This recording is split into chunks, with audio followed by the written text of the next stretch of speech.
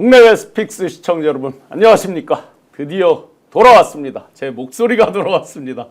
현장 지원 유세로 갈라져서 한 5일 6일 동안 엄청 고생을 했습니다. 근데 이제 조금 더 맑은 소리로 돌아왔습니다. 대한민국 올바른 정치 올바른 미래도 꼭 돌아오게 만드는 투표, 오늘 사전투표 마지막 날입니다. 오늘 오후 6시까지인데 안 하신 분들 꼭 사전투표해 주시고, 우리 임세은 소장님, 임세은 대변인님 일부러 전략적으로 사전투표를 안 하고 계십니다. 네.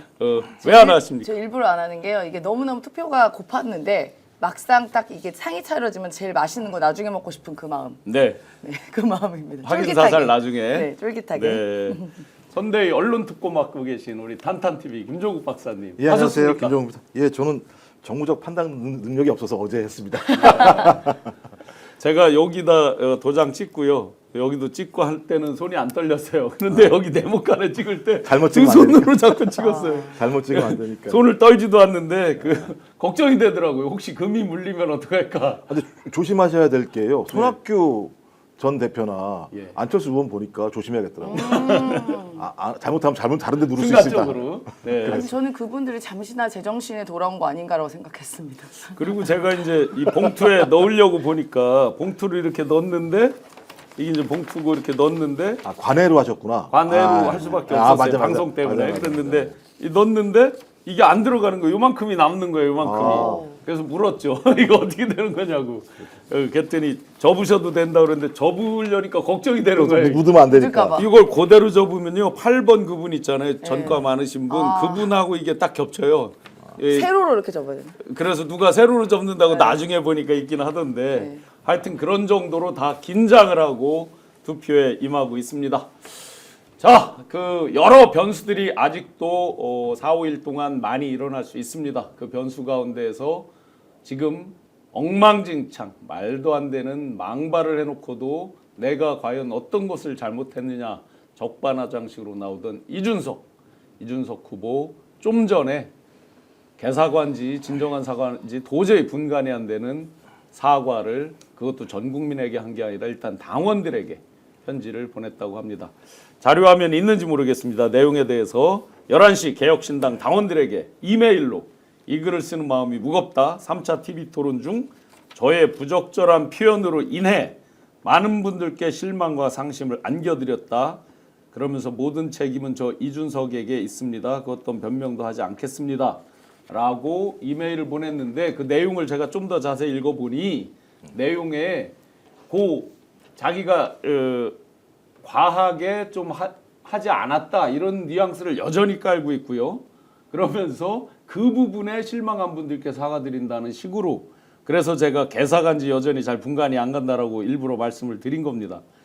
여전히 좀 황당하게 단서가 약간씩 그 말의 토시에 달고 있는데, 이 부분 어떻게 보십니까? 제가 볼 때는 이준석은 사과를 하려고 하는 것이 아니라 이슈에서 떠나고 싶지 않은 생각이 많은 거다. 계속해서 끊임없이 이 본인의 말도 안 되는 여성 혐오적인 발언을 가지고 정치 이슈의 중앙에 있으면서, 저 세상에 매일매일 사과하는 사람은 처음 봤습니다. 어떻게 매일매일 사과를 합니까? 사과를 한 번 하면 끝나는 거지. 근데 예를 들면 그 사과를 해도 그 사과에 대해서 동의할 수 없으니까 맨 처음에는 상처 받으실 분들한테 사과했잖아요. 네네. 근데 이제는 많은 분들에게 사과를 하는 일이 벌어진 거 아니겠습니까? 예. 그래서 이걸 또 이준석은 자신의 정치에 활용하고 있는 거다라는 생각이 들어서 사과 아니다. 저보다 개사과도 좀 개들한테 미안해요. 그렇죠. 무슨 사과를 이따위로 하면서 여전히 국민들의 분노 또는 국민들의 민심이라고 하는 것을 전혀 잘 이해하지 못하는구나. 모든 것을 자신의 이익, 자신의 정치적인 권력을 얼마만큼 더 유지할 수 있는가, 확대할 수 있는가로 이 사안들을 활용하고 있구나. 이런 사람이 정치를 하면 어떤 일이 벌어지느냐? 민주주의가 붕괴한다. 이게 확인된 것 같아요. 제가 정확히 워딩을 읽어드리면 3차 TV 토론 중 저의 부적절한 표현으로 인해 많은 분들께 실망과 상심을 안겨드렸다까지는 뭐 그렇다 치고요. 제 진심이 제대로 전달되지 못하고 표현의 수위로 인해 상처받으신 모든 분들께 깊이 사과드린다. 수위로 인해 상처를 받다니요. 이런 발상을 하고 의도적으로 이런 것들을, 더군다나 권영국 후보에게 일부러 질문하면서 한 그 자체가 잘못된 거지. 그러면 제목은 모든 것은 자기 불찰이라고 어떤 변명도 하지 않겠다 그러면 이게 변명이잖아요, 이 자체가. 그러니까 지금 이준석 후보의 이 사과문에는 또 여전히 본인의 본질이 숨어 있습니다. 첫 번째는 갈라치기고요. 두 번째는 거짓말입니다. 첫 번째는 뭐냐, 딱 처음 문장부터 갈라치기가 시작돼요. 네. 사랑하는 당원 여러분, 그리고 곁에서 지지해 주시는 지지자 여러분. 딱 본인을 지지하는 사람, 그리고 당원에게만 사과하는 겁니다. 그러니까 그 나머지 사람에게는 얘기가 없잖아요. 국민께 하는 것만은 뭐 사랑하는 국민 여러분 이렇게 얘기가 되는 게 맞지, 당원과 지지자 그 나머지 사람들은 뭐죠? 솔직히 그 나머지 분들이 더 상처를 받았거든요. 그러니까 네. 갈라치기가 첫 번째 시작이 됐고요. 두 번째는 그 어떤 변명도 하지 않겠습니다라고 이야기를 했어요. 두 번째 문단에서요. 네, 네. 뒤에 보면요, 죄다 변명입니다. 죄다, 그러니까 사과는 딱 두 줄밖에 없고요. 나머지는 내가 왜 여기에 올라왔나, 그동안 얼마나 힘든 일을 겪었나, 내가 대표가 됐는데도 쫓겨났다, 제3당 창당했다, 3명밖에 의원이 없었다, 양당 기득권이 있다, 그리고 이제 와서는 내 국회의원직을 민주당에서 제명하려고 한다. 이게 말이 되냐, 나 헌법기관이다, 나 좀 도와달라, 이겁니다. 전부 다요. 네. 어디가 사과가 있죠? 그거 다 읽으셨어요? 다 봤습니다. 힘드셨겠죠. 예, 이메일 알겠습니다. 지금 읽어주셨는데 지금 말씀드리니까 완전 개사과 네. 인증입니다. 맞습니다. 시작하자마자 16,000분 넘게 뜨겁게 지금 함께해 주고 계신데 회원님, 신희원님, 네, 후원 감사드립니다. 동네형 전개환 친구 찾아오신 걸 환영합니다. 네, 해피한님께서 40대 윤석열, 준석이는 정치하면 안 된다. 레인님, 준숙이 제명. 추천코드님, 성렬이랑 똑같네 마인드가. 피시스님, 제명당할까 쫄았나. 이건 이제 그 당의 제명이 아니라 국회의원 제명을 말하는 것입니다. 못 고칠 습관이라 뭐 딱 윤석열, 명숙 림님께서 심상수님도 성렬이네. 많은 분들께서 정말 여전히 그 흥분에 또 정말 화가 난 분노의 강도가 가라앉지 않고 있습니다. 이 정도면 윤리위 제소하고 제명 추진 이런 단계까지 가야 되는 거 아닌가요? 근데 그래서 지금 구걸하는 거 아닙니까? 이 내용에다가 아하. 이준석을 국회의원직에서 제명해야 한다는 말까지 서슴치 않고 하고 있다라고 얘기를 하면서 지지층한테 호소를 하고 있고, 제일 웃긴 얘기가 기득권 정치를 바꾸는 길은 결코 순탄하지 않았다고 얘기하고 있어요. 본인은 기득권에서 자라가지고 기득권을 통해서 본인이 당대표까지 올라간 자가 자기가 매우 희생양이 되는 것처럼 지금 얘기하고 있고, 여기 핵심은요, 저기에 있어요. 15%를 넘어야. 네. 이게 핵심이에요. 그러니까 사과를 통해서 국민들에게 사과의 마음을 전달해서 그 분노한 국민들에게 위로를 드리거나 아니면 자기 잘못을 갖다가 고백하는 게 아니라 저 15% 넘어야 됩니다. 15% 넘어야지 선거금 다 모두 다 보전받을 수 있습니다. 이렇게 얘기를 하는 측면들이. 우는 거네, 우는 네? 거. 우는 거. 아, 우는 게 아니죠. 징징징징? 우는 게 아니죠. 거의 쫄르는 거. 농단을 한 거나 마찬가지인 네, 상황이고. 전 그래서 이런 정치인의 시작을 우리가 용인해 주게 되면 앞으로 대한민국의 극우 정치가 활개를 칠 겁니다. 네. 전형적인 유럽에서의 극우 정치인들의 발언과 유사하거든요. 혐오를 만들고 배제를 하고 갈라치기를 통해서 그런 어떤 사람들에 대한 분노를 유발해서 지지를 만들어내려고 하는 정치가 전형적인 정치고요. 네. 그럼 극우 정치가 난동을 부리기 시작하면 민주주의가 무너질 수밖에 없습니다. 그렇죠. 전 그런 의미에서 우리는 그 싹을 지금 보고 있다. 그 싹이 트지 않도록 하는 것은 저는 기성정당이 해야 될 가장 중요한 게이트키퍼로서의 정당의 역할이라고 생각이 들어서 6월 3일 이후에 당연히 국회 차원에서 이 문제에 대한 충분한 얘기를 하고, 만약 국민의힘도 여기에 동의하지 못한다면 네네. 국민의힘도 극우 정치인들이 성장하는 것을 도우려고 하는 거 아니다라고 규정할 수밖에 없기 때문에 저는 6.3 선거가 내란을 응징하는 중대한 투표임과 더불어 대한민국에서 극우 정치인, 극우 정당들이 성장할 수 있는 중요한 계기가 될 수 있기 때문에 그걸 또 막아내는 선거라 생각이 들어서 두 가지 중대한 의미가 있다고 저는 생각을 합니다. 실상이든 허상이든 항상 주적을 설정을 해놓고 그 주적을 중심으로 놓고 갈라치기를 하고 자기 편, 소수가 됐든 다수가 됐든 자기 편을 중심으로 여론을 조성하고 조작하고 그걸 통해서 다시 자기 지지를 강화하면서 일부라도 세력을 확보하고 이 무한 반복을 지금 하고 있는 거잖아요. 유럽의 극우 정치. 그게 이제 전쟁의 정치인 거죠. 그러니까 적과 아밖에 없습니다. 네. 그러니까 토론을 할 이유가 없는 거예요. 왜 토론을 왜 합니까? 적하고. 적이랑은 그냥 전쟁만 벌이는 거죠. 네. 그러면 적을 죽이기 위한 일이라면 뭐든지 할 수 있다는 생각을 가지고 있는 거고, 저는 이번 TV 토론에서 이준석이 보여준 모습은 상대방을 공격할 수 있다면 여성 혐오적 발언이든 뭐든 다 사용할 수 있다. 그리고 직접적으로 이재명 후보를 공격하려고 했던 거잖아요. 아까 네, 말씀하셨던 네, 것처럼. 근데 수단을 가리지 않잖아요. 권영국 후보가 뭐 거기에 무슨 상관이 그렇죠. 있는? 그러니까 권영국 후보가 또 도구를 걔가 쓰는 누구- 거죠. 도구. 뭔 남을 소리야? 도구로. 그죠? 수단화시키는 정치. 이게 소위 말하는 극단의 정치인 거고 배제 정치인 거고 극우의 정치인 겁니다. 지금 15%를 말씀하셨으니까 그동안 명태균에게 의존해서 마치 그게 자기가 입신의 경지에 있는 것처럼 포장을 했다라고 저희는 생각되는데 김종인 박사, 네. 김종인 영감 15% 정도 받을 거다. 별로 이준석 발언 타격 안 입을 거다. 네. 그러면 이분이 그동안 오랫동안 명태균 씨한테 도움을 받아서 감각이 없는 거예요? 아니면 이분은 그런 성인지 감수성 내지는 어떤 인류 보편적인 그런 본성에 이런 게 부족한 거예요? 어떻게 이걸로 15%를 받죠? 저는- 지금도 15를 가본 적이 없는데? 가본 적도 없고 갈 수도 없고요. 지금 나와 있는 두 자릿수는 조만간 반 이상은 전 꺾일 거라고 봅니다. 근데 김종인 뭐라고 불러야지? 김종인 뭐 원로라고 불러야 되나요? 그분이 이제 소위 말하면 이제 너무 과대 포장된 분이라고 저는 생각이 들었어요. 예전부터. 지금뿐만이 아니라. 그 예전에 사실 저 민주당의 비대위원으로 오셨을 때도 있었고 그 전으로 흘러가면 박근혜 전 대표의 뭐 선대위원장 뭐 이런 걸 하시면서 뭐 이야기가 됐는데 저는 그때부터 사실 이분의 말을 하는 거 보면은 알맹이 없이 겉핥기 얘기만 굉장히 많이 했다는 느낌이 들었었거든요. 제가 그때 어렸을 때도 불구하고. 근데 이제는 연세가 들어가면서 그조차에 아무런 맥락이 없습니다. 앞뒤 선후 관계란 맥락이 전혀 없어요. 그러니까 모르겠어요. 이렇게 점점 이렇게 나이가 드시면서 지혜가 더 생기셔야 되는데 오히려 그 전에 있었던 지혜마저 다 휘발된 느낌이 듭니다. 네. 근데 이제는 15% 이야기를 하시는 걸 보면 뭐 명태균 씨랑은 이제 더 이상 연락이 안 되시나 보죠. 제가 볼 때는 명태균 씨 같은 경우 몇 15% 얘기도 못 할 것 같거든요. 오히려 네. 그분이 그런 거에서 되게 정확하게 아시더라고요. 네, 지지율 이런 거는. 그러니까 택도 없는 이야기 같고요. 저는 더 이상 그 김종인 씨에게 언론이 더 이상 무언가를 해법을 기대하고 언론 인터뷰를 한다거나 무슨 헤드라인을 쓴다든가 하는 건 굉장히 무의미하고 지명 낭비 같은 일이다라고 생각이 듭니다. 네, 네. 맞습니다. 그 김종인 영감이 문제다 꿈꾸는 해바라기님, 김금숙님, 이재명 대통령, 한강진님, 준석 아웃, 서진님 국회의원에서 제명해라, 준석이 하바하바 화버대. 많은 분노의 댓글들이 23,000여 분께서 함께 해주고 계십니다. 맞습니다. 원로라고 하면 존경의 요소를 갖고 가야 진정한 원로일 텐데 석양노을이 아름답지가 않아요. 스모그가 잔뜩 끼고 보면 오존층이 너무 강해졌는지 아름다운 잔잔한 여운이 하나도 없어요. 그러니까 김종인 전 비대위원이 왜 이렇게 하는지 이유는 충분히 알겠어요. 네. 애처로워요.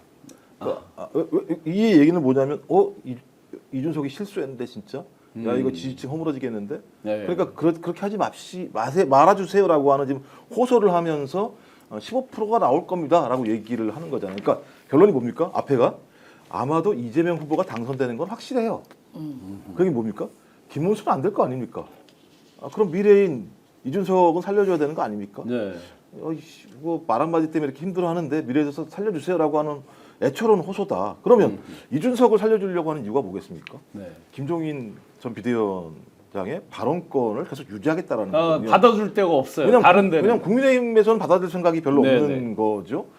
친윤들은 뭐 당연히 그럴 거고요. 그렇다면 유일하게 남아 있는 곳이 이준석이라고 하는 젊은 정치인 하나밖에 없는 건데 그 젊은 정치인이 허물어지게 되면 본인의 발언권은 영구적으로 보수 세력 내에서 낮아질 수밖에 없는 상황이니까 네. 그걸 위해서 쉴드 치는 일을 하시는 걸 보니까 참 답답하다. 꼭 이렇게 하실 필요가 있나?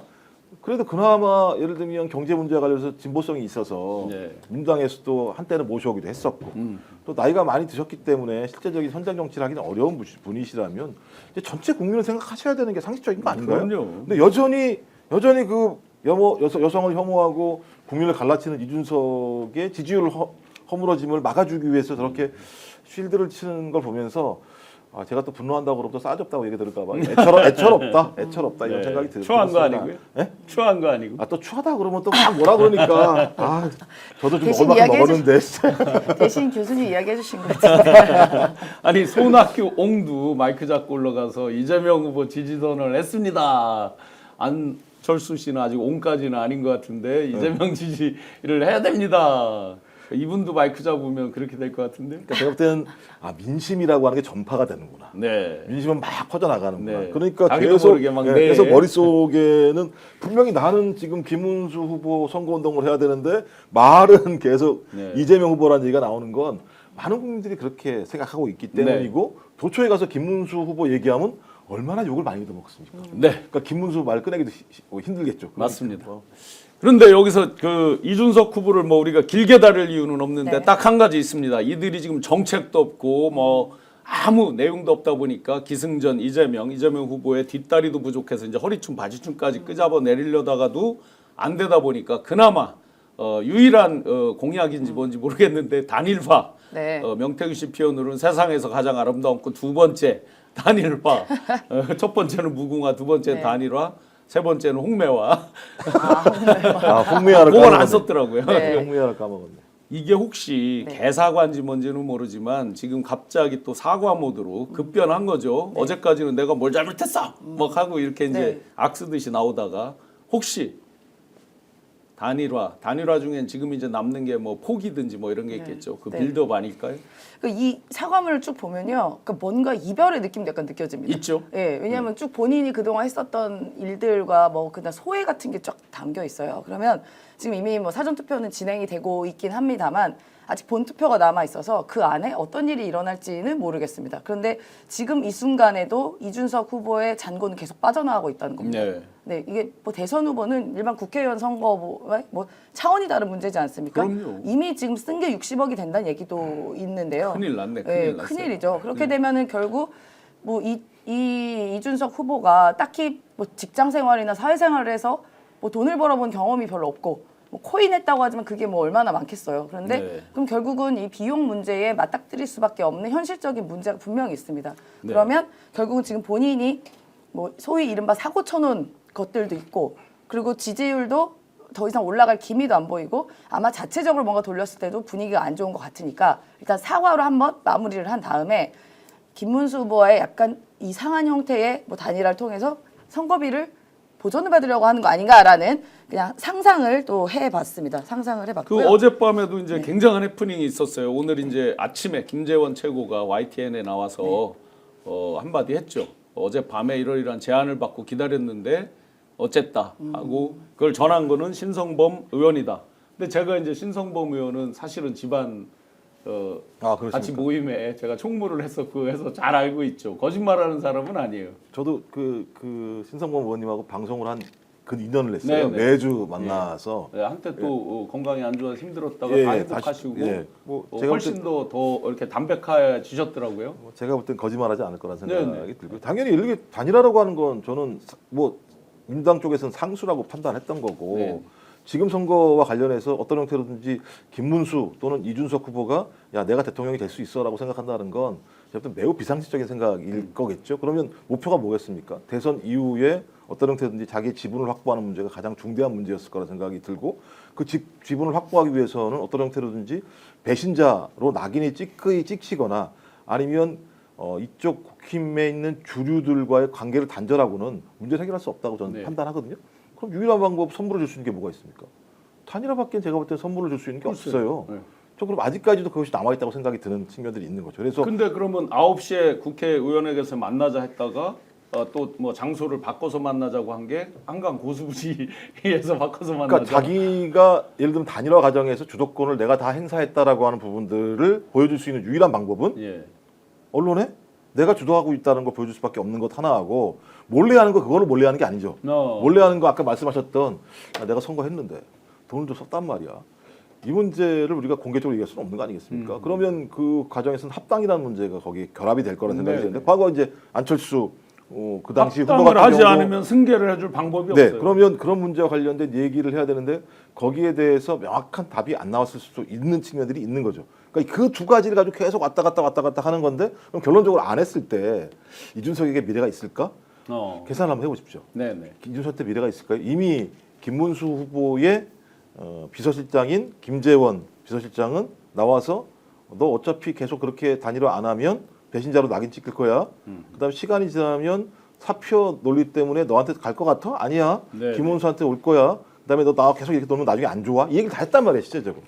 전 그렇다면 이준석도 이런 것을 모를 리가 없다. 그러면 네, 네. 본인이 계속 지금에 있는 자리를 완주했을 때 얻을 이익과 단일화라고 하는 부분을 마지막에 선물로 던졌을 때 이익과 어차피 그러니까 선거를 이길 수 있다면 저는 뭐 상관이 없어요. 자기들이 네. 생각할 때. 그렇지 않다면 저는 그쪽으로도 계속 그러니까 두 개의 주머니를 들고 어느 주머니를 결정할지에 대해서 아직까지도 잽을 날리면서 확인하고 있다고 보는 것이 훨씬 더 상식적이지 않을까 생각이 들어요. 아침에 주진우 기자가 이제 얘기를 하더라고요. 어젯밤에 9시에 이제 의원회관 쪽에서 기다리고 있었는데 고수부지로 이제 불러냈다. 그러면 일반 용어로 하면 똥개 훈련이죠. 여기로 와라 저기로 와라. 주도권을 본인이 이제 쥐고 있다 뭐 이런 뜻일 건데. 이렇게 전문용어로 사용하십니까? 그 고수부지를 택했다고 하더라고요. 주진우 기자가. 그거는 아마 일반인들 봐라 내가 이렇게 주도하고 있다 이런 거겠죠? 아, 참 무슨 어디 영화를 너무 많이 봤나 보네요. 어디서 뭔가 이상한 모의를 할 때 한강 앞에서 이렇게 몰래 차에서 얘기하고 뭐 이런 장면 아니겠습니까? 그런 거 보네요. 또 그런 장면이 또 일단 상상이 되고요. 모르겠어요. 저는 이준석이 본인이 이준석 후보가 본인에서도 뭐 청년 정치의 미래를 뭐 꺾는 거다 뭐 이런 식으로 나왔는데 청년이 정치하는 그 청년 정치 어떻게 보면은 미래를 본인 때문에 다 망가뜨려 놨다고 저는 봐요. 네. 지금 저는 이번에 사과하는 척 하다가 여론 추이 딱 보고 봐서 이제 우리가 비용을 너무 많이 쓴 것 같으면 뭐 합당이든 이런 형태를 쓱 보이려고 하다가 이게 뭔가 여론이 잠잠해지면 이런 태도를 또 보이는 그 무한반복을 하는 게 이제 그동안 이준석 태도였기 때문에 그런 식의 시나리오가 또 딱 보여지고요. 또 하나는 제가 이제 이준석 후보가 뭐 개인적으로는 제가 아니라 이 정치인 이준석은 더 이상 안 보였고 미래를 논할 수가 없다는 생각이 드는 게 자칫하다가 나이 들면 정말 윤석열이 될 것 같아요. 이미 뭐 40대 윤석열이라고 권영국 후보가 개념 규정을 해줬잖아요. 맞습니다. 저도 그 말에 동의를 하는데 오늘의 사과도 마찬가지입니다. 본인이 정말 죄송해서 사과를 할 거면 본인 말처럼 변명을 안 하면 되는 거예요. 근데 마지막에도 어떻게 이야기하냐. 지금에 있던 여러 가지 논란들이 정치 보복이라고 이야기를 합니다. 아니 이준석 후보에게 정치 보복할 일이 뭐가 있어요. 그 친구가 무슨 거대 정당에 힘이 있는 사람도 아니고 그냥 나와 있는 후보인데 정치 보복을 왜 합니까? 그것도 보복도 계기가 있어야 하는 건데 전혀 그런 게 아닌데 본인이 공격받았다고 그걸 정치 보복으로 규정을 해버립니다. 그러면서 나를 싹을 발라버려야 저들이 편해지기 때문에 나를 지금 이렇게 궁지를 몰고 있다. 하면서 지금의 논란을 그런 식으로 치부해버리면서 또 나를 지지하고 연대해달라고 얘기합니다. 이게 똑같아요. 윤석열 내란 수계 피의자가 본인이 내란을 일으켜서 파면을 당하고 여러 가지 뭐 형사 재판을 받고 있는데 그걸 또 자기는 정치 보복을 당했다고 이야기를 하면서 본인을 지지하는 극우 세력들에게 같이 싸우자라고 얘기합니다. 윤석열들이 같이 싸우자고 해요. 이 뭐 같이 싸워야 될 수 있다 얘기를 하는 게 너무 데칼코마니 좀 똑같은 거예요. 네. 그래서 더더욱 위험하다. 그러니까 그러면 더더군다나 그러면 더 싹을 잘라야 되는 거 아닌가? 라는 생각이 듭니다. 네, 28,000분, 9,000분 감사합니다. 진상균님께서 신성범이도 사람이가 그런 인간도 실드 치냐? 네, 실드는 아니고요. 저희 둘이 누구 말이 지금 맞느냐 얘기하는 부분이니까 넓게 봐주시면 좋을 것 같습니다. 이준석보다는 덜 거짓말을 하죠. 그렇죠. 네. 럭키님께서 40살의 청년은 무슨 듣는 청년들 기분 나쁘겠네요. 맞아요. 엊그제 고대 갔을 때 고대에서 네. 당신이 20대 청년을 어떻게 대변하는 거냐라고 막 저기가 됐었죠. 실제로. 맞습니다. 그렇습니다. 박찬출님께서 김용태 기자에게는 어떻게 되었나요? 하나만 하죠. 지금 그 본인이 전혀 실권이 없는 상황이잖아요. 보면. 예. 뭐 정말 많은 분들의 분노의 댓글들이 함께 이어지고 있습니다. 제 생각은 이렇습니다. 그 10%를 못 넘는다. 엊그제 혹시 3차 때 잘해서 넘겨볼까 이제 과욕을 부렸던 것 같은데 10%를 못 넘기면 사퇴한다. 그러면 이제 못 넘길 확률이 훨씬 높아졌다고 봅니다. 한 7, 8에서 하향할 가능성이 좀 높아졌기 때문에 그렇다고 보면 오늘도 협상은 이어지고 있을 거고 만약에 이제 사전투표 거의 마무리 단계니까 남는 게 본투표잖아요. 6월 2일. 그들은 이 계산도 하고 있을 거예요. TK, PK가 상대적으로 덜했잖아요. 퍼센티지가 좀 낮은 편이잖아요. 그러니까 6월 2일까지도 계속 협상은 이어진다.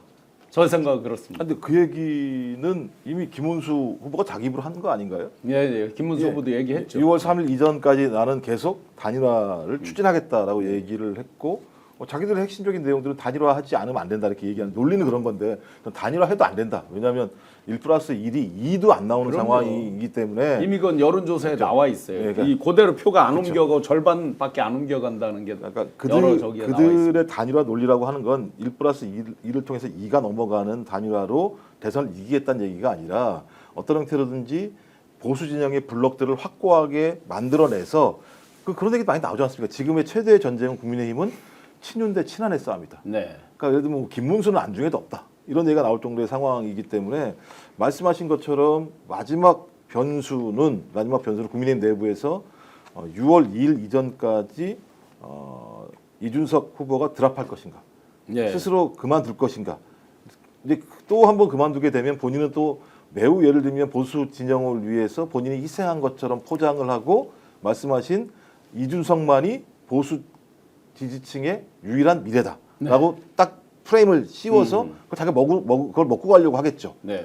전 그런 의미가 있기 때문에 끝까지 저희가 긴장을 늦추지 말고 아니다 하라 그럴까요 그냥 단일화해라 그냥 예, 부탁이다. 뭐 하나 야, 니네 안 해라. 하나 이제는 뭐 니네 효과 해라. 자체는 알아서 해라. 그래 뭐 이준석이 미래가 네, 우리 잘 모르겠고 야 해라. 네. 꼭 해라 이런 말씀하고 있습니다. 아마 하고 싶을 거예요. 왜냐면 한동훈을 막기 위해서 그렇죠. 한동훈이 당권 먹는 걸 막으려고 윤석열도 들어왔잖아요. 그러니까 서로 그게 이재희의 이제 극치를 달리는데 요 댓글 중에 신 교수님 김갑수 선생의 근황을 좀 알려주세요. 진일청사님께서 반복적으로 써주고 계신데 요즘 어떻게 지내신대요? 그냥 열심히 음악 들으시고 네네. 그분은 원래는 방송을 별로 좋아하는 스타일이 아니셔서 아니 저도 최근 얼마 동안 못 뵈서 예. 선거운동하라고 정신줄을 놓고 있었는데 제가 볼 때 뭔가 의도가 있다는 느낌이 들긴 하는데 그게 과거 이제 발언 이런 것 때문에 그렇지 네. 생각이 드는데 본인은 방송보다는 이 얘기를 해야 되나요? 방송보다는 음악 듣고 네, 책 네. 읽고 이런 걸 훨씬 좋아하시는 분이니까 뭐 본인이 좋아하시는 거 하시면 되는 이런 네, 생각이 듭니다. 그렇게 근황이 그러시답니다. 29,000분 감사합니다. 자, 1시까지 통계가 나와 있습니다. 1시 사전 투표율 과연 어느 정도 됐는지 지금 바로 실시간으로 한번 검색해 보겠습니다. 아까 제가 본 게 27.17%였는데 지금 한번 정확히 한번 보겠습니다. 네, 27.17% 1시 기준으로 지난번에 가장 높은 게 26.89%였는데 아쉽네요. 조금 더 추세를 더 이어가야 될 것 같습니다. 갭이 기존에 가장 높았던 것보다 훨씬 높았다가 지금 한 3%, 0.3% 정도로 좁혀졌거든요. 네. 안 그래 아무래도 우리 네. 대변인님도 사전 투표로 이 방송 마치고 바로 가셔야 될 것 같아. 끝까지 좀 쫄깃하게 좀 그 긴장감 갖고 싶었는데 안 그래도 이거 끝나고 가야겠네요. 안 그 되겠네요. 지역별로 보면 호남 지금 전라남북도 광주는 다 이제 40%를 넘겨 있고요. 그런데 서울 경기가 조금 아쉽습니다. 25%대로. 왜 저희가 사전 투표를 높여야 된다라고 계속 강조드리냐면 압도적인 어떤 기세라는 게 있잖아요. 그래서 압도적인 기세로 해서 야 본투표 하나마나 우리 안 되겠다 하고 많은 그 소위 보수 지지자들이 쫄게 만드는 소위 이 선거에 해나 마나다라고 자포자기할 정도까지 우리가 아주 강력하게 힘을 보여주는 그런 의미에서 이제 사전 투표를 많이 강조드렸는데 서울이 26.64%, 경기가 25.58%, 뭐 TK는 아직도 대구는 19%대입니다. 부산은 23%. 그래서 전체적인 평균이 27.1%인데 혹시 지금 방송 보시면서 아직 사전 투표 안 하신 분들께서는 방송 끝나고 6시까지거든요. 한 3시간 정도, 4시간 정도 더 시간 여유가 있으니까 꼭 사전 투표 해주시면 좋겠고 혹시 방송을 보시는 사업주분들께서는 사전 투표 하실 수 있도록 한 30분이라도 먼저 퇴근시켜 주시면 감사드리겠습니다. 네, 이렇게 이제 사전 투표율이 예상 밖에 어쨌든 초반부터 굉장히 높았거든요. 어제 같은 경우는 19.58%, 역대 이제 첫날 기준으로 가장 높았는데 이렇게 높은 사전 투표율 원인 뭐라고 보십니까? 6개월을 참았잖아요. 네. 6개월을 12월 3일, 4일 그 충격은 말로 할 수 없는 거였는데 그런 충격이 있고 난 다음에 이놈의 국민의힘 2월 7일 날 대통령을 탄핵을 시키질 않아요. 네. 더 화났죠. 14일 날 완전히 엄청난 국민들이 모이셔서 그래서 이제 탄핵이 되니까 정리가 됐겠지. 야, 정리가 되기는커녕 윤석열이 깜빵에서 나오질 않나. 헌재는 판결을 잘 오랫동안 기다리면서 못 나오게 하지 않나. 그다음에 내란 세력들은 끊임없이 뭐 제일 잘 아시는 알박기, 네. 인사 받기를 하고 있고 지금도 하고 있어요. 네, 지금도. 도처에서 그런 행위를 하는 거 보면서 4, 5일밖에 안 남았는데 지금도 하고 그러니까 있어요. 이런 걸 보면서 야 이게 뭐지? 어떻게 대한민국이 이렇게 무너질 수가 있지? 그리고 어떻게 저런 자들이 내란을 꿈꿀 수가 있지? 와 언제 내가 투표할 수 있지? 그 날이 이제 온 거 아니겠습니까? 그러니까 아마 대거 나오신 것 같긴 해요. 대거 네. 나오신 것 같긴 한데 또 어떤 분들 같은 경우는 야 이거 어차피 이재명 후보가 이기는 거 아니야라고 생각하셔가지고 안 나오는 분도 계실 것 같고 안 됩니다. 또 그다음에 이준석이나 김문수의 그 정치 혐오적인 발언 때문에 에이 다 싫어라고 하시는 분도 계실 수 있고 또 이런 상황들 관련해서 저는 사전 투표 이후에 본투표까지도 저희가 계속 열심히 이런 분들을 모아야 되겠습니다만 첫날 기세가 좋아가지고요. 예. 와, 이 선거가 대단히 중요한 내란 응징 투표구나라고 얘기했는데 아마 오늘 투표율이 좀 줄어들면 저쪽에서 또 난리를 칠 거예요. 거봐라. 뭐 어차피 똑같은 거 아니냐. 오히려 더 떨어질 수도 있는 거 아니냐. 이렇게 얘기할 수 있다는 생각이 들어서 진짜 죄송합니다. 맨날 국민 여러분들한테 나오시라. 이게 참 죄송하긴 한데 네. 그래도 어쩌겠습니까. 주권자가 우리가 주인이니까 주변에 좀 전화도 더 돌려주시고 그다음에 카톡에다가 단체방에다가 좀 더 올려주시고 투표 독려해 주셔서 내란의 응징은 오늘 6월 3일 계속 돼야 된다는 말씀들 그리고 행동들을 좀 보여주시면 좋겠습니다. 그래야 우리 민주주의를 지킬 수 있겠죠. 네. 맞습니다. 그래서 더 지금 사전 투표를 저희가 독려하고 있는 겁니다. 네, 맞습니다. 그리고 저쪽에서는 사전투표 관련해서 뭐 부정투표니 무슨 부정선거니 부정선거 감시단이라고 그 사실 족보도 없는 단체라고 맞아요. 해요. 네, 그런 얘기가 오히려 더 뭉게뭉게 나오니까 그런 걸 차단하기 위해서라도 사전투표로 좀 보여주자라는 그런 그 응징의 그런 그 응징의 마음으로 아마 투표를 하는 것 같고요. 저는 그러니까 제가 약간 그 오늘까지 사전 투표를 안 한 이유가 이 그 갖고 있는 맛있는 거 나중에 먹고 싶은 그 쫄깃한 마음을 또 갖고도 있긴 했었습니다만 저도 오늘은 사실 할 겁니다. 할 건데 네. 할 건데 지금 한 표 늘었어요. 왜냐하면 본투표 때 해도 돼요. 그게 뭐 네, 그 네. 나쁜 건 아닌데 사전투표 하면 좋은 점이 그 6월 3일에 또 혹시 무슨 일이 일어날지도 모르니까 혹시나 하는 마음에 이제 대면 갔으면 좋겠다라는 이런 마음이고요. 특히나 이번에는 사전투표가 주말이 안 껴 있습니다. 그게 약간 아쉬운 점이긴 합니다. 그래도 우리 시민분들께서 투표장에 가면 줄이 막 몇십 미터까지 서 있다고 합니다. 그러니까 그 서 있는 의미는 당연히 응징의 의미도 있겠지만요. 너무나도 간절한 겁니다. 간절한. 네. 그래서 간절하면 이루어지지만요. 무조건 간절한다 이루어지는 건 아니고 하면 이루어집니다. 하면. 행동하면. 네, 그래서 꼭 하시기를 부탁드립니다. 지금 몇 분께서 마이크 멀리서 기침하세요. 기침 죄송합니다. 마이크 끄시고요. 제가 지금 약간 사리가 걸렸습니다. 그게 크게 들리는가 보네요. 그렇군요. 아이고 이게 저도 볼륨을 좀 줄여야 되나? 네. 그렇습니다. 총알보다 강한 게 투표입니다. 또 우리 손으로 직접 어렵게 되찾은 주권자의 그 지위 우리 스스로 확인하는 자리. 제가 어제 매불쇼에서 이재명 후보께서 앞에 방송을 하시고 제가 이제 뒤에 바로 연이어 방송이 있어서 기다리는데 뭉클했습니다.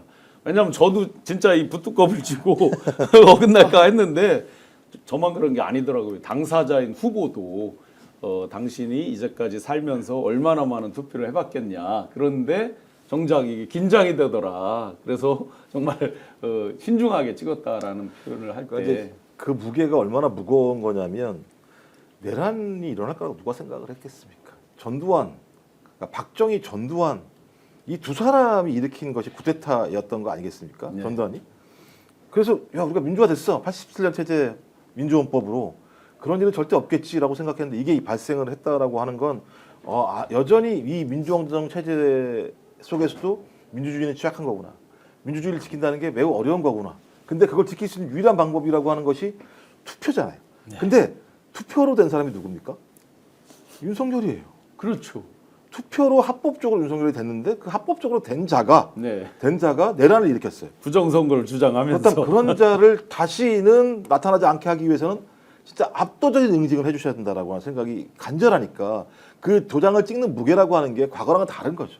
너무 무겁고 육중하고 너무 중대한 거라는 생각이 들어서 많이 나오십시오. 좀 많이 나와주십시오. 많이 나와서 네네. 그렇게 하셔야 조금은 좋은 세상 그리고 20대, 30대 또 아니면 자라날 10대들 같은 경우가 조금은 행복한 세상에서 살 수 있으니까 후세대를 위한 투표라고 생각하시고 좀 많이 나와주셨으면 좋겠습니다. 네, 사전 투표를 독려하는 이재명 후보의 간절한 목소리. 혹시 전화 받으셨습니까? 시청자 여러분들 중에 전화 받으신 분들 많이 계실 겁니다. 간절한 목소리 한번 들어보겠습니다. 안 나오면 제가 대신 들려드릴까요? 저도 전화를 2번을 받았는데 두 번이나. 아마 만약에 그 전화를 못 받으셨으면 당원이 아니십니다. 책임 당원이 아니세요. 그러면 전 맞는데 전 권리당원인데. 그러니까 권리당원이 아니세요. 만약에 저기면. 저 권리당원 맞습니다. 받으셨죠? 전화는 대의원이거든요. 아직 못 받으셨어요? 근데 제가 뭐 방송 때문에 모르는 번호 아니 스팸했을 보통 수도 모르는 번호 있어요. 스팸으로 네, 걸르면 네. 안 됩니다. 이런 일이 벌어져. 제가 외웠습니다. 안녕하십니까 이재명입니다 하면서 아. 그래서 혹시 왜 나는 아직 안 왔지 생각되시는 분들 이게 기계적으로 하루 시간당 처리할 수 있는 그게 용량이 그렇죠, 있다 그렇죠, 그래요. 그래서 처음에 몇몇 당원분들께서 굉장히 직접 전화 받은 줄 알았대요. 깜짝 놀라죠. 네네. 네. 그래서 굉장히 놀랍게 780으로 온 거. 앞에가 7 뭘. 760으로 왔어요. 네. 제가 오늘도 또 한 번 받았는데 02에 760으로 왔습니다. 그렇습니까? 네. 꼭 받아야겠네요. 풀어놓으십시오. 그래서 제가 받다가 안녕하세요 하는데 목소리가 그래서 딱 녹취를 눌렀죠. 그러셨구나. 네, 그래서 제가 제공을 했는데 네, 그건 각자 받아서 영광스럽게 받는 걸로 그렇게 해보겠습니다. 이만큼 이제 간절하게 우리가 사전 투표 특히나 이제 사전 투표가 아니더라도 본 투표에 집중해서 압도적으로 압도적으로 이겨야만 하는 이유는 내란 세력들이 꼼짝 못하게 하자. 더 코미디가 뭐냐면요. 3년 전에 사전 투표 이틀을 앞두고 갑자기 윤석열이 부정 선거를 주장하던 윤석열이 페이스북에다 글을 올려요. 저도 사전 투표 하겠습니다. 그거 남아 있습니다. 하고 부산에 가서 또 해요. 예. 김문수 지금 어땠습니까? 김문수 후보. 사전 투표 부정선거 똑같이 뭐 사전 투표를 없애야 된다는 등 뭐 부정선거 비슷한 얘기를 막 했었죠. 그러더니 갑자기 며칠 전에 자기도 사전 투표 하겠습니다 하고 가서 했어요. 그것도 아주 또 일부러 어디 가서 했어요? 개양. 개양에 가서 했어요. 개양에 가서 치사하게 또 일부러 아마 그거는 이제 뭔가를 보여주기 위해서 더군다나 옆에 있는 분이 따님이세요? 그런 거 같더라고요. 따님이라, 일부러 딸. 이제 따님이라고 일부러 그래요. 여러 가지 계산을 했겠죠. 그러니까 보니까 그 얘기도 하더라고요. 그러니까 인천 계양은 아주 정치적인 건데 따지고 보면, 그러니까 역전을 하겠다 뭐 뉘앙스는 그런 건데 실제로는 김문수 후보가 인천을 거의 못 갔대요. 선거운동을 하러 못 갔다. 그러니까 거의 선거운동을 안 했으니까 실제로는. 밤만 되면 저 이준석 후보 기다리느라고 어딜 가겠어요 지금. 그래서 그런 차원도 있다고 얘기하더라고요. 거의 간 이유가. 그래서 진짜 뭐랄까 비루하게 선거운동을 하는구나. 진짜 비루합니다. 진짜 비루한 선거운동을 하고 있고, 그러니까 내란에 대해서 사과를 깔끔하게 하고 내란 우두머리랑 명쾌하게 선을 그으면 어디 가서 편하게 얘기할 수 있잖아요. 어디 간들 편하게 얘기할 수가 없는 상황이고 국민들이 너 뭐하러 왔어라고 얘기하는 상황이니까 제가 봐도 뭐 국민의힘의 김문수 후보와 그 차가 보이게 되면 오히려 선거에 악영향을 끼친다고 판단하니까 그렇게 당연히 안 했겠죠. 뭐 오죽하면 또 뭐죠 한덕수 그 아침에 나오셨잖아요. 한덕수 그 뭐 옷 같은 거 다 만들어 놨다. 뭐 한덕수 이런 거 옷하고 뭐 여러 가지 이제 선거에 필요한 소품 이런 거를 발주를 했다라는 말도 있고 뭐 디자인을 했다가 휴지통에 넣어놨다. 그거 불법 아닙니까? 국힘에서 돈을 지불하면 불법이겠죠. 불법이죠. 그렇죠. 만약에. 근데 그 돈이 적은 돈은 아닐 거 아닙니까? 만약에 진짜 했다 그러면 꽤 큰 돈이겠죠. 그죠. 근데 그거 갖다 한덕수 근데 전 총리가 해명을 해온 지불했을까요? 말은 네. 한덕수 내란 대행 측에서 지불하기로 했다. 깔깔 지불을 안 했다는 얘기네요. 모르죠. 한번 확인을 해봐야 되겠습니다. 야, 그 많은 돈을 지금 지불 안 받고 아마 한덕수 총리가 모든 걸 그렇게 법카로 쓰던 사람들이 맞아요. 저 헬스 이런 거 다 공짜로 제공받고 이런 사람들이 돈 쓰는 거 싫어합니다. 그거 본인 돈 쓰는 안 했을 거. 것 같은데 왠지. 저는 저기 김문수 후보가 개항에서 저기 사전 투표한 건 전 전략적으로 굉장히 실패한 거라고 봐요. 일단 개항 딱 하면 이재명 후보가 딱 떠올라요. 그렇죠. 딱 떠오를 수밖에 없고 그렇다고 김문수 후보가 이재명 후보와 저기서 뭘 결었나? 그런 것도 아닙니다. 차라리 원희룡 후보가 지난번에 결었잖아요. 그러니까 아무런 맥락도 없고요. 그리고 개항이 제가 지난주 주말에 유세를 좀 도우러 갔는데 그냥 전원이 다 거의 많은 분들께서 이재명 후보를 너무나도 전폭적으로 지지하고 계십니다. 그러니까 고향 같은 곳이잖아요. 정치적 고향. 그런 곳에 가서 굳이 투표를 할 이유가 없고요. 본인의 지지층은 따로 있잖아요. 김문수 후보 지지층. 부정선거를 옹호하고 내란 속의 윤석열과 같이 하는 분들이 본인 지지층 아닙니까? 그럼 그분들을 공략해야죠. 그럼 어딜 가야 되나? 아크로비스타 옆에 가서 투표하셔야지. 그게 맞지 않을까요? 맞습니다. 희8489님 2번 받았다. 네, 이렇게 2번 받았다는 분들이 또 있으시네요. 네. 이게 지금 막 아까 이준석 후보 얘기하고 깨방정님 시알리스 두알 이게 네 그쪽을 써주신 분이 많으네요. 덱스터진님께서도 20번이나 갔으면 시알리스 필요할 때 크크크 굉장히 그게 어제 이제 이준석 후보가 강력히 뭐 아니라고 부인하고 하면서 봉지욱 기자를 이제 고발하는 일이 있었는데 그러자마자 이제 금일산 약 한 개. 약 한 개. 이렇게 얘기를 했죠. 그래서 그 약이 뭔지에 대해서 궁금하다. 네. 그건 뭐 다른 약은 아닐 거 아니에요. 뭐 저녁 먹고 소화제 뭐 이런 건 아닐 거 아니에요. 그러니까 본인이 잘 설명하면 되겠죠. 그 약이 어떤 약인지에 대해서. 그리고 그 맥락을 보면 뭐 어떻게 이해를 해야 되는 거죠? 상식적이라면. 전 그래서 본인도 또 거짓말했잖아요. 네, 완벽히 본인이 뭐라 그랬으면 거짓말이죠. 자기가 예를 들면 이거 무혐의 종결됐다고 거짓말했잖아요. 맞아요. 무슨 무혐의 종결이에요? 네. 공소시효가 지나가지고 예를 들면 공소권이 없어가지고 그냥 끝나버린 건데 그냥 글 쓴 건 나는 아무 잘못이 없어 이렇게 얘기를 하는 건 공인으로서 진짜 젊은 정치인으로서 국민들한테 거짓말하는 거잖아요. 네. 전혀 사실이 아닌 건데. 근데 그때부터 이미 많은 국민들이 알아봤고 지금도 보면 대부분 다 제가 볼 때 이준석 하는 얘기는 거짓말 같은 내용들이 너무 많아요. 네. 지금 그러니까 그 TV 토론할 때 뭐라고 물어봤습니까? 성인지 감수성 물어봤다가. 그죠? 그 다음에 그 문제와 관련해서 논란이 되니 그 다음에는 아니다 가족을 검증하려고 했던 거야. 그랬다가 오늘은 난 정치 보복 당하고 있어. 네. 그냥 하루에 한 번씩 프레임을 바꿔서 나가는 모습을 보면 누가 보복을 했단 말이에요? 그러니까. 이준석 후보를 보복은 보통은 1, 2등을 다투는 사람한테 뭐 보복 얘기가 어느 정도 성립할 수 있는 거 아닌가요? 아니요. 그 대선 TV 토론이라는 데 나와서 그따위 정치적 혐오 발언을 하는 사람을 대한민국 국회의원으로 그대로 두면 대한민국 국회가 어떤 국회가 되겠습니까? 상식적으로. 그러니까 본인의 발언 때문에 그런 국회의원들에 대해서는 윤리위 차원에서 정확히 검증하고 소위 품위를 공무원 다 품위 지키게 돼 있거든요. 네네. 완전 품위를 갖다 손상을 했었고 국민들에게 엄청난 정치적 혐오감, 여성들에게는 성적 수치감을 준 그런 발언을 한 거에 대해서 그냥 넘어가요? 네. 우리 국회가? 그럼 이게 국회입니까? 아니 국회뿐만 아니라요. 이준석 후보의 아주 그 중요한 특징이 하나 있어요. 그날 그 발언을 할 때도요. 주어를 얘기하지 않아요. 네. 그러면 지금 자기를 정치 보복한다고 얘기하잖아요. 주체가 누구예요? 누가 보복을 한다는 말이에요, 지금. 그러니까. 온 국민이 지금 보복을 한다는 뜻이에요. 지금 가만히 해석해 보면 네.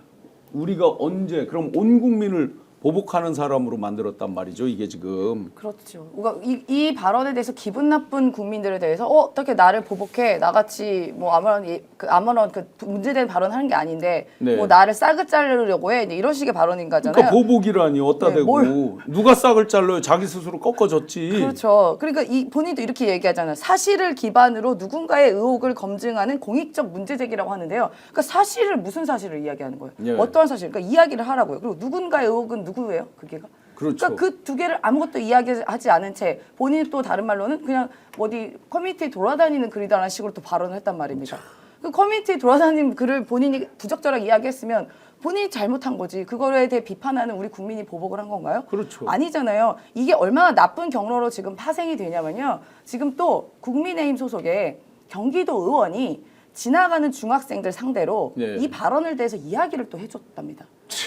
지나가는 중학생들 상대로 학생들에게 이재명 뭐 아들이 무슨 얘기했는지 아냐? 뭐 연예인 성희롱 무서 이런 이야기를 막 아버지랑 똑같아 중요 부위만 이야기하고 이런 얘기를 했다고 해요. 이건 성희롱과 허위 사실 유포죠. 게다가 중학생들한테 이런 게 이런 식으로 파생되니까 위험하고 굉장히 싹이 아니라요. 그냥 뿌리까지 뽑아야 되는 겁니다. 싹이 있었어요. 그런데 싹이라도 있는지 모르겠습니다. 싹이 없었잖아요. 네. 그 본인이 대통령이라는 어떤 후보로 나왔다 그러면 대한민국을 어느 방향으로 어느 가치로 어떤 철학으로 어떤 방향성으로 이끌고 갔다는 청사진을 본인 걸 얘기하라 그랬더니 맨 남 얘기만 하고 남의 뒷다리만 잡다가 결국은 자빠지는 게 들빼지기를 시도한 사람도 없어요. 그냥 자기 혼자가 들다가 자기 혼자 넘어졌어요. 그래놓고 국민 보고 탓을 하는 거죠. 국민들이 보복을 했다고. 그러니까 제가 볼 때 그럴 능력도 역량도 없는 사람들이 그렇게 할 생각도 없는 사람들인 거죠. 말씀하신 것처럼 진짜 국민을 생각한다면 네. 아까 어떻게 내란에 대해서 제대로 사과를 안 합니까? 상식적으로. 그리고 이준석도 마찬가지인데 단일화 문제와 관련해서 본인이 계속 여지를 뒀으니까 손바닥도 이렇게 쳐야지 박수가 나는 거지. 저쪽에서 예를 들면 안 하겠다는 걸 하겠습니까? 손바닥만 얘기하면 갑자기 왕자가 떠올라요. 그런가요? 그래서 저는 그 사람들은 그럴 생각이 전혀 없다. 그러니까 이번 판을 국민들에게 비전과 무지갯빛 미래에 대한 얘기를 할 생각이 전혀 없었다. 네. 그러니까 계속 자기들의 정치적인 이해타산, 계산, 선거 이후에 내가 뭐 얻을 보수판의 합종 연행 과정에서 내가 좀 더 높은 위치에 차지할 것, 이것만이 그들이 가지고 있었던 생각이기 때문에 TV 토론에서 김문수 후보가 무슨 얘기만 했습니까? 그냥 공소장 읊었잖아요. 따지고 그렇죠. 보면. 그러니까 공소장 같지도 않은 네. 내용들. 네. 그러니까 검찰이 다 예를 들면 무리하게 편의적인 기소를 통해서 정적을 제거하려고 했었고, 그 제거하려고 했던 부분들이 판판이 깨져나갔던 거잖아요. 근데 그 내용을 계속 거기서 읊조리고 앉아 있는 그러니까 거예요. 확인도 안 된 일들을 맞습니다. 계속해서 여러 가지를 나열만 해놓은 거죠. 그러니까 그 국민들 머릿속에 가슴속에 남는 건 하나도 없고, 과연 이들이 어떤 수권 능력이 있는지는 아예 찾아볼 수가 없는데, 오늘 더더군다나 또 황당한 소리를 했어요. 4일밖에 남지 않았는데 경제를 살리려면 반드시 이재명만큼은 막아야 된다. 반드시 퇴출시켜야 된다. 이렇게 얘기를 했어요. 그러면 본인들은 경제를 살리겠다는 건가요? 아니 그러면 이재명 후보가 대통령이 되면 왜 경제를 죽인다고 생각하죠? 그 근거를 이야기해 줬으면 좋겠고요. 그동안 뭐 업적들이 있지 않습니까? 이재명 후보가 성남시장과 경기도지사로서 했던 행정 능력과 충분히 검증된 건데 그 뭐 때문에 그런지 좀 묻고 싶지 않을 수가 없습니다. 그리고 지금 여기는 단일화가 대선 전부터 지금까지 단일화 이슈만 공약에 있는 것 같이 느껴지잖아요. 그렇죠. 근데 유일하게 경제 얘기, 민생 얘기하는 후보는 이재명 후보만이 거의 유일합니다. 그렇죠. 그 나와 있는 세 분 중에서는요. 제가 권영국 후보님 빼고 말씀드리면요. 그렇기 때문에 경제를 살리려면 오히려 이재명 후보가 돼야 되는 너무나도 명백하게 많은 이유들이 있습니다. 그리고 또 하나, 지금 경제를 누가 망쳤죠? 윤석열 정권 3년 동안 망쳐놓은 게 바로 국민의힘에 있는 그럼요. 사람들이 그 정권에서 이 예. 사람이 경제 파트 장관을 한 사람이에요. 고용노동부는 고용노동부. 분류는 사회관계 장관에 들어가지만 경제랑 양쪽으로 분류가 돼 있단 말이에요. 경제 일자리 고용이잖아요. 맞습니다. 본인이 그 한 축을 담당한 사람이에요. 3년의 네. 기회를 줬어요. 맞습니다. 대한민국 지금 성장률 0%대로 줄였잖아요. 우리 마이너스 1분기는 우리나라 아니까 그거고 전망치도 지금 0%대로 0.8. 떨어뜨렸잖아요. 네. 지금 0.8% 국제기구는 더 비관적으로 이미 예측을 한 지가 오래됐고 그렇죠. 이 상황이에요. 근데 맞습니다. 무슨 놈의 염치로 이게 경제를 살리려면 반드시 이재명은 막아야 되고 퇴출시켜야 된다? 저는 제가 한마디 드리고 싶은 말씀이 지금 불법 계엄과 그 내란으로 윤석열이 퇴출이 됐지만 가장 중요한 것은 그게 아니다 하더라도 윤석열 3년 동안 경제를 너무 망쳐놨고 국가 신인도를 낮춰놨기 때문에 그 이유만으로도 사실상 탄핵 사유는 차고 넘칩니다. 네. 경제를 망쳤다는 이유만으로도요. 뭐 무슨 부자 감세한다고 하면서 재정 완전 박살내놓고 경제 다 죽여놓고 가게 완전 위축되고 내수 줄여놓고 그러니까 이런 이유만으로도 충분히 저는 가능하지만 특히 비상계엄을 하면서 경제가 더 망가졌어요. 특히 내수 경제가요. 제가 아까 잠깐 언급한 게 1분기가 마이너스 0.8인데 2분기의 수치가 아마 6월 중순쯤에 나올 텐데요. 네. 1분기보다 더 떨어질 겁니다. 내란의 효과로. 그렇게 했던 자들이 무슨 경제 이야기를 합니까? 저는 다른 건 모르겠지만요. 이 김문수 후보나 이 내란 정당 일당들은 경제 얘기는 좀 입에 담지 않았으면 좋겠다는 생각이 듭니다. 거기에 또 한 가지 이제 어이없는 어떤 일이 있어도 집권하면 계엄을 하지 않겠다 이렇게 말을 해요. 이게 뭐 말 같은 소리예요? 계엄이라는 말 자체가 국민들에게 얼마만큼 트라우마가 있는지 그걸 자기 입으로 그거를 얘기를 해요. 그러니까 대통령이 되면 어떤 일이 있어도 계엄을 하지 않겠다. 머릿속에 집어넣지도 말아야지. 이런 얘기 하지도 말아야 되는 당연하죠. 거죠. 상식적으로. 할 필요가 없는 얘기죠. 아니, 그러니까 예를 하면 안 들면 되는 얘기죠. 이 계엄이라고 하면 지금 많은 국민들은 내란으로 이해하는 거예요. 그럼요. 내란이 어떤 겁니까? 민주원정을 깨부시려고 하고 민주원정이 부서지게 되면 국민 기본권이 침해당하게 되고 국민 기본권 침해라고 하는 건 국민의 자유와 평등권이 박탈된다라는 얘기와 같은 거거든요. 그럼 이건 언제냐? 그냥 전두환 시대로 돌아가겠다는 얘기나 마찬가지 상황이에요. 그리고 본인이 또 뭐라 그랬으면 이렇게 얘기했으면서 본인은 국무위원 중에서 유일하게 꼿꼿하게 앉아가지고 사과를 안 한 사람이잖아요. 그걸로 사실상 여기 후보 자리까지 왔어요. 그렇죠. 그러니까 소영교 의원 기분 나쁘지 모르겠습니다. 소영교 최고위원 때문에 그 덕분에 왔다라고 얘기할 정도의 상황이라면 자기가 이런 얘기를 할 상황이라면 이 정도면 대선 후보로 나오면 안 되는 거죠. 준비도 안 돼 있는 사람이 네. 갑작스럽게 내란의 덕분으로 후보가 돼서 밖에 나와서는 자기의 비전을 얘기하는 게 아니라 이재명 후보에 대한 악의적인 네. 선동만을 하고 있으면서 가겠다라는 게 말이 안 되는 더 거죠. 화가 나는 거는 그렇으면 본인이 이런 소신이 있었다면 탄핵은 왜 반대를 한 거예요? 그렇죠. 분명히 이랬거든요. 계엄 자기가 만약에 그 회의에 들어갔으면 계엄을 말렸을 거다 이렇게 말을 했어요. 네. 그런데 탄핵은 반대를 또 한단 말이에요. 뭐예요 이게? 계엄과 내란에 대해서 제대로 된 말을 본인이 스스로도 못해요. 그 계엄이 잘못됐고 내란도 잘못됐다는 인식은 있는지 저는 모르겠습니다. 어떻게 보면 후보로 나왔기 때문에 어거지로 이거 잘못됐다고는 말은 약간 해야 될 것 같은데 자기를 지지하고 본인을 키워준 윤석열에 대해서는 또 배반할 것 같고 그러니까 오락가락하는 게 사전투표를 해야 되냐 말아야 되냐의 그런 스탠스가 매우 흡사하다라는 걸 보고요. 아니 계엄이 아까 우리 김종욱 박사님 얘기하신 것처럼 머릿속에 있어서도 안 되죠. 그 계엄 안 한다라고 얘기하면 야 코끼리 생각하지 말라는 게 똑같은 거 아닙니까? 그럼요. 네. 아니, 대통령이 당연히 계엄이라는 것을 왜 생각하고 있습니까? 민주주의 국가에서 말이 안 되는 것이죠. 국민들의 그 트라우마, 상처를 다시 한번 긁어서 더 아프게 만드는 거죠. 맞습니다. 굳이 이런 얘기를 한다는 말은 반대로 보면은 계엄을 할 수도 있다는 생각이 오히려 듭니다. 그러니까요. 네, 어떤 일이 있었는데 어떤 일이 있을 수도 있는 거 아니에요? 본인 입장에서는. 예를 들어서 본인이 진정성이 있다 그러면 계엄에 대한 법률 조항을 적극적으로 고치게 하는 거, 고치고 이런 거에 민주당하고 뜻을 맞추겠다. 뭐 이렇게 말을 해야 그렇게 만들겠다. 그래서 국민들이 네, 네. 안심할 수 있도록 하겠다. 예, 그리고 국회는 그런 일을 위해서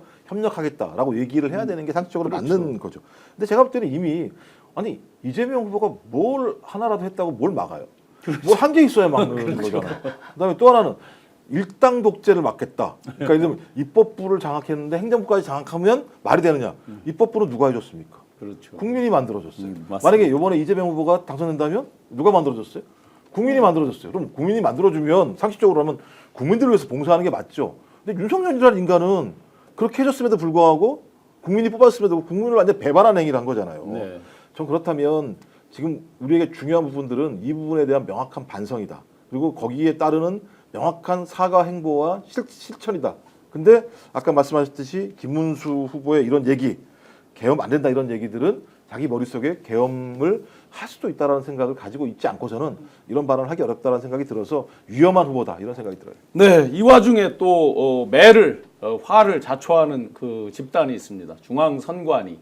지금 어제 오늘 아주 황당한 일이 계속 벌어지면서 제가 걱정이 있습니다. 혹시나 이런 것들이 저들이 부정선거를 주장하는 그 빌미를 주는 건 아닌가 하는 그런 걱정이 있습니다. 심지어 오늘은 자작극으로 의심되는 그 봉투에 넣으려고 했는데 이미 여기에 투표지가 반접힌 투표지가 들어있네요 라고 했다는 거 아니에요? 근데 벌써 이게 자작극으로 의심된다는 뜻은 뭐 CCTV나 이런 걸로 다 그걸 체크를 했다는 거잖아요. 그러니까 민주주의의 가장 꽃은 선거인데 그 선거가 어떤 선관위의 실수나 어떻게 보면 의도적인 해방행위로 이렇게 훼손되면은 저는 안 된다고 생각합니다. 당연히 우리가 더 안심해서 투표할 수 있도록 그 절차와 시스템을 다 정비를 해야 될 것이고요. 근데 또 하나는 이런 게 조금 나왔다고 해서 이 선거 전체를 이거 부정선거다. 잘못됐다라고 말도 안 되는 보도되면 거죠. 안 되는 겁니다. 어제 네. 같은 경우도 보도를 마치 전체가 부정선거인 것처럼 이렇게 논조를 그렇게 몰고 가려는 언론들이 있더라고요, 실제. 이게 왜 문제냐면요. 트럼프가 이렇게 했거든요. 트럼프가 바이든한테 패배했을 때 유일하게 남겨놓은 게 뭐냐면 나는 강탈당했다. 그러니까 부정선거를 통해서 대통령의 권한을 강탈당했다고 얘기했고 거기에 분노한 사람들이 똘똘 뭉쳐서 핵심적인 지지층이 됐고 저희 트럼프의 탄핵에 찬성한 의원들을 다 퇴출시켜버렸어요. 네. 따지고.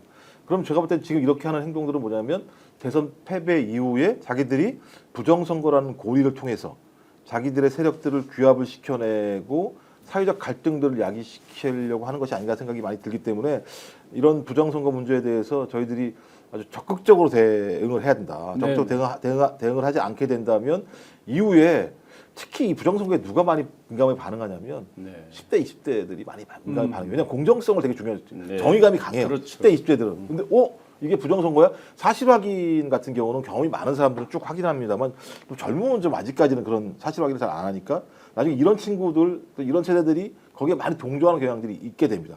그렇게 되면 그때부터는 진짜 전쟁 같은 싸움이 벌어지거든요. 강탈당하지 않으려고 할 거 아니에요. 자기들 생각엔. 그래서 저는 이 부분에 대해서는 그 선관위와 경찰, 지금 경찰이 좀 조사한다니까 명확하게 조사를 해서 확실하게 발본세원하고 그런 사람들에 대해서 법이 매우 엄격하다. 왜냐하면 선거는 국민의 참정권을 보장하는 겁니다. 국민 주권의 가장 핵심적인 내용들입니다. 이것을 건드리려고 하는 자들은 민주주의의 적이 될 수밖에 없기 때문에 이 부분만큼은 저희가 단호하게 대응을 해야 한다 이렇게 생각합니다. 네. 지금 이제 하나님께서 작전 세력 아닙니까? 아마 진짜로 이렇게 전국 각지에서 여러 가지 이상한 게 발견되더라고요. 남편 명의로 하고 한 번 더 하고 하는 그런 선거 참관인이 서울 대치동에서 이렇게 한 것도 있었고, 자작극하고도 남아 법원 폭동도 하는데 황정수님, 삼식 삼수님께서 자작극 맞나요? 놀랬어요. 진짜인 줄 알고. 네, 아마 그 CCTV나 이런 것들을 보면서 어느 정도 자작극으로 추론이 되니까 바로 경찰에 자작극 아니냐라고 그렇게 신고가 된 것 같아요. 고발이 된 것 같아요. 하나님께서 진짜 다 작전 세력입니다. 이거 정말 눈 잘 뜨고 봐야 합니다. 맞습니다. 눈 잘 뜨고 봐야 되는 이유들이 버젓이 정상적으로 된 것도 자기들이 이긴 것도 부정선거까지 이야기하는 사람들이니까 윤석열 친구 선관위 꽂아놓은 거 수상했음, 많은 분들의 김혜란님 많은 분들의 그런 의심을 사는 그런 일들이 전국 각지에서 벌어지는데 지금 이 순간에도 선관위는 더 긴장을 하고 선거 참관인부터 많은 관계자분들께 정말 경각심을 갖고 공정하게 할 수 있게 그렇게 하셔야 될 것 같습니다. 자, 1시간 동안 뜨겁게 약 3만여 분 그리고 지금도 19,000분 함께 해주셔서 감사드리고요. 저는 이 시간 마치면 바로 또 현장에 갑니다. 지원 유세. 오늘 이제 후보가 강원도 쪽하고 충북 충주 일대를 가시는데 거기 현장에서 이제 같이 시민들 인터뷰도 하고 생방송 생중계를 하면서 생생하게 또 함께 하겠습니다. 우리 임세은 네. 대변인께서는 바로 또 사전 제가 알려드릴게요. 바로 여기 가면 스픽스 옆에요. 걱정하지 네, 마십시오. 강서 별관 있고 그 옆에 저 주민자치센터가 있습니다. 네, 알겠습니다. 네, 걱정 안 하셔도 됩니다. 우리 아직 사전 투표 하지 않으신 분들 지금 2시 현재 잠정적으로 28.57% 아마 그 잠정인 것 같습니다. 선관위에서 공식적으로 이렇게 시간 단위로 계속 발표하고 있는데 조금 더 분발해서 우리가 40%를 왜냐하면 이제 마지막 퇴근 시간쯤 돼서 또 집중적으로 하시는 분들 계실 테니까 40%대를 찍어서 정말 압도적인 승리의 기운을 본투표하시는 분들께도 전달해 주시면 좋겠습니다. 이 시간 이후에 또 어디 뭐 저는 지원 유세나 뭐 다른 거 없으세요? 네, 지역에 갔다가 이제 저 저녁에 연합뉴스 TV에 방송이 네. 있어서 그 준비하고 여론전 공중전으로 또 더 큰 승리의 그 1등 공신으로 진짜 마지막이라는 생각으로 좀 주변 분들한테 사전 투표 독려해 주셨으면 좋겠고요. 네. 왜냐하면 숫자가 19대가 77.2%, 19대 대선이요. 그다음에 20대가 77.1%였습니다. 네네. 적어도 내란을 응징하는 선거는 그것을 넘어가야 된다고 생각하고요. 그랬을 때 훨씬 더 큰 정당성을 가지고 차기 정부가 내란 문제에 대한 극복, 그다음에 민생 회복을 할 수 있는 힘이 생기니까 그 힘들은 여러분들의 숫자, 숫자 이상하네. 참여하시는 그 숫자로서 명징하게 드러날 수 있으니까 제발 좀 오늘 40% 그다음에 네네. 6월 3일 80%를 넘겨주시면 너무너무 고맙겠다 이런 말씀드립니다. 네, 되리라고 믿습니다. 그 총알보다 정말 빠르고 강한 투표로 우리가 진짜 대한민국을 만든다. 지금은 이재명 공정을 가장한 편파로 지금은 이재명. 그러면 제가 또 지원 유세 갔다 온 목이 또 갈라질 것 같아요. 불안하게 하지만 제가 사전하면 투표로 하겠습니다. 혹시 졸다가 이 방송 보신 분들 번쩍 깨서 투표장에 가실 수 있게 사전 투표! 고맙습니다. 고맙습니다. 오늘 방송 어떠셨습니까? 마음에 들었다면 구독, 좋아요로 스픽스를 응원해 주십시오. 여러분들의 구독, 좋아요는 가장 큰 힘이 됩니다. 스픽스 구독, 좋아요